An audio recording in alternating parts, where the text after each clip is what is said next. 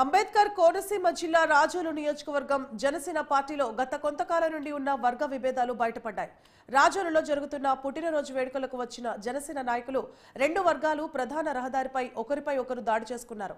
సార్వత్రిక ఎన్నికలు ముగిసిన తర్వాత ఎన్ఆర్ఐ వెంకటపతిరాజుకు జనసేన పార్టీలోని మరొక వర్గానికి వర్గ విభేదాలు ముదిరాయి. ఎన్నికలు ముగిసినప్పటి నుండి రెండు వర్గాలు సోషల్ మీడియా వేదికగా ఒకరిపై ఒకరు తీవ్ర విమర్శలు చేసుకుంటున్నారు. ఇప్పుడు ఆ విమర్శలు తారాస్థాయికి చేరి దాడి చేసుకునే వరకు వచ్చాయి. ఎప్పటి నుండో ఉన్న వర్గ విభేదాలను పార్టీ అధిష్టానం ఎలాంటి చర్యలు తీసుకోకపోవడం గమనార్హం.